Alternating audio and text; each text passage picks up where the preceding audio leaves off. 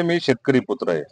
आणि शेतकऱ्याच्या पाठीमागे उभं राहण्याच्या दृष्टिकोनातून सरकारमधनं राज्याचे मुख्यमंत्री आणि दोन्ही उपमुख्यमंत्र्यांनी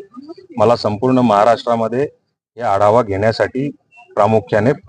मराठवाडा असेल, विदर्भ असेल या ठिकाणचे आढावे घेण्यासाठी मला पाठवलेलं आहे। आज प्रत्यक्ष नांदेड जिल्ह्यामध्ये आल्यानंतर, शेतामध्ये गेल्यानंतर आज जी पिकाची परिस्थिती बघितलेली आहे तर 100% उत्पन्न आज शेतकऱ्याचं बुडलेलं आहे। त्या दृष्टिकोनातून मदत पुनर्वसन विभागाकडनं आपल्याला काय मदत करता येऊ शकते, त्याच्यासाठी लागणारे पंचनामे किती असतील, जीवित हानी किती झालेली आहे, गुरांचं नुकसान किती झालेलं आहे, विजेचे खांब पडले असतील, तारा तुटलेल्या असतील, त्या बाबतीमध्ये कारवाई आता ऊर्जा विभागाकडनं काय चाललेली आहे, प्रामुख्याने ह्या गोष्टीने अति तातडीच्या ज्या करायच्या आहेत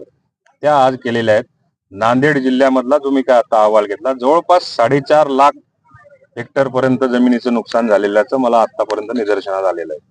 आता हे सर्व पंचनामे 4.5 लाख हेक्टर होतात किंवा कमी होतात किंवा जास्त होतात, हे अंतिम पंचनामे त्यांचे एकदा माझ्याकडे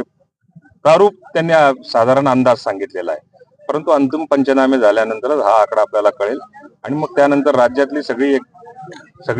यादी एकदा तयार झाल्यानंतर एकत्रित आपल्याला आपल्या विभागाकडनं, मदत पुनर्वसन विभागाकडनं किती तरतूद करावी लागेल, पुढची कारवाई लागेल। Sir, SDRF